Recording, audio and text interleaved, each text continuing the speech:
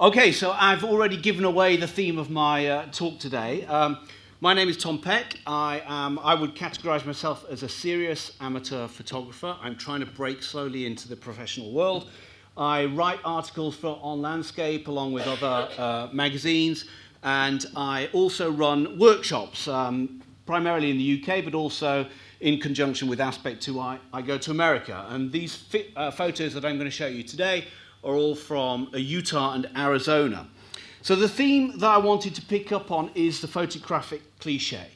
We have already heard a little bit about that. I empathize tremendously with what the two main speakers have said earlier about photographing in one's locality. You have all the advantages of being close to the area, getting to know it well, being able to go to it time and time again, being able to choose the right light, etc. And that's not what happens when you go off on a big workshop to somewhere like Utah, Arizona. You don't necessarily have those benefits. But that does not mean that you should not go and do the photographs that you have seen many, many times on social media, wherever it might be, because they're still worth doing. And I want to try and explain why. So, Clich locations. What is the problem with cliche locations? Well, of course, you've seen a lot of them already. So if you're in Lower Antelope Canyon and someone throws some sand up on the rock to create a sandfall, then that has been seen a million times, but not by you. So it is something that is incredibly interesting to see yourself, and there is a great pleasure that can be gained from going and seeing and experiencing the images, the locations where these sorts of images come from. So I would recommend that most highly. Again, here's another classic image from Lower Antelope Canyon. It's the lady in the rock. It is amazing to see this for yourself, quite apart from the photographic experience. In fact, I would argue part of the photographic experience is just going there and seeing it, regardless of what actually happens with the camera and the image. Here's Horseshoe Bend in Arizona, a well-photographed image, usually shown in color, of course, at sunset, but it looks nice, I think, also if you switch it into black and white. So what are the problems with that? Well, of course, if you are in some of these famous places, you're going to be surrounded by other people who are trying to do exactly the same thing as you. You will also have the tourists who are going to muscle in on every image that you're taking. Here's Lower Antelope Canyon again with the crowds. If you look at the picture on the left, that is the most amazing slot canyon in the world, which is Upper Antelope Canyon, but it is also the worst photographic experience because you're told exactly where to stand, exactly how long you've got, what f-stop you should use, what ISO you should use, and which way to point the camera and click. On the right, we have the famous bridge over the Virgin River in Zion. Again, another location that is photographed by everyone who goes there. But I would still argue, in spite of the fact that this can be slightly stressful, it's still worth doing. So are you just taking record shots, or is it about the thrill of being there? I would argue the latter. The image from the bridge overlooking the Virgin River in Zion towards a mountain called the Watchman, this is the image that everyone's trying to take. It's the famous dusk image of Zion Canyon. And although it is very beautiful, I mean, it's very easy to get around this and go to these famous locations and just shoot them in a different way. Here is the same image. This was photographed at dawn. There was absolutely no one on the bridge. No one went there. So the workshop I was with, we had the experience without all the pressure, and we got lovely images as well. A record shot, admittedly. Here's Imperial, well, this is near Imperial Point on the Grand Canyon. This is actually one of the side canyons that comes into the Grand Canyon. I mean, I would say that it is impossible for anyone to go to the Grand Canyon and not be awestruck by the splendor of the scenery. And that is, in itself, a reason for going there to take these sorts of shots. Here's Bryce Canyon, perhaps slightly lesser known, but a wonderful place in itself. We'll have a look at a few more images from Bryce in a moment.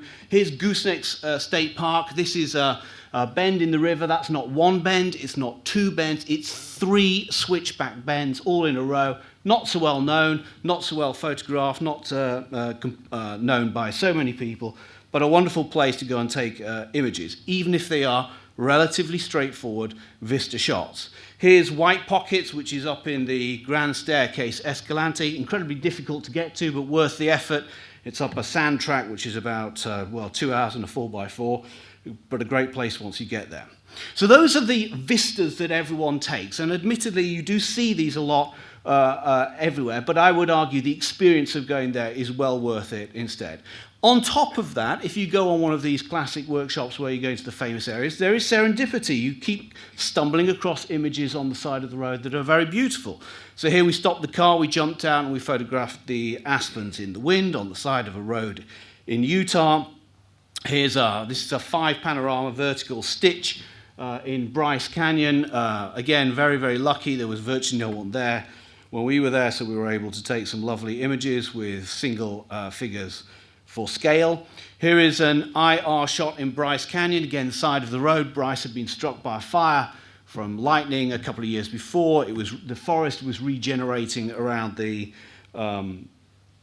trees, so that was a lovely chance spot, not planned at all, but a great place to take photographs. This is one, perhaps I like it a little bit more, a bit minimalist. I love the sun flare that's coming through the wide angle there. It looks like the sun itself in the sky. So those are images taken by chance along the way. But then, of course, if you do go to these places, there is ample room for personal interpretation and exploration. So I'm going to go through 4 very quickly. The difference between color photographs and mono photographs, extraction images where you look at part of the scene, abstraction where you try to get rid of any reference to the external world, and images around flow. So let's take the first one. Here's Bryce Canyon, a classic shot of Bryce Canyon with a long lens to compress all the rocks, but I think it works equally well, if not better, if you convert it into mono, where you see these lowering, glowering rocks leaning over the smaller rocks in the foreground. Very beautiful, very interesting area, not a particularly common image you see of Bryce Canyon. Here's a photograph of a bush in, I think this is Rattlesnake Canyon, which is near Page. Rattlesnake, so called because it whines, not because it's full of rattlesnakes. And again, converting it into black and white gives a completely different feel to the image, allowing you to focus on the folds and the swirls in the rock rather than the color of the rock. If we look at extraction, then you're photographing elements within the scene. This allows ample room for personal interpretation. This one is in Bryce Canyon. And then you get to extraction. I love these sorts of images. This is where you get very close and you can't actually quite tell exactly what it is. To me, this looks like the sinews of skin and muscle. In fact, it's the rock. You're seeing the flow of the rock itself. Here's White Pocket again in the Vermilion Cliffs, a blancmange ice cream swirl of rock, which is quite astounding to behold, and that gives ample opportunity for more abstract-y style images where you can concentrate on the colors and the rock. A flow through the scene, concentrating on vanishing lines and disappearing points, etc., etc. Lots of fantastic opportunities to do this, again, which allow you to stamp your personal interpretation on the images themselves. And then as you get more and closer and closer, you can abstract them more and more until it looks quite odd with the rock, and you can focus on the folds in the rock themselves. So, cliches. Well, here is a classic cliche. I go back to my original point. Everyone has seen photos of Monument Valley before. Everyone knows the long road into it. And here were a group who were on their Harley Davidsons enjoying it. So, of course, I took a picture of a Harley Davidson in the most cliched image, perhaps, of the Midwest in America. But to me, it was not a cliche. This is my experience of America. This is what I saw, what I felt when I was there. I thought this was a wonderful place. I really enjoyed it, and so I would emphasize to all of you not to give up on some of the great locations for photography. If you haven't been to America, Iceland, Scotland, wherever it may be, you should go there for your own pleasure and for your own experience, and not be put off. Was that a shot? Okay. Not be put off by the fact that many people have shot before you. And I finished there. Thank you very much.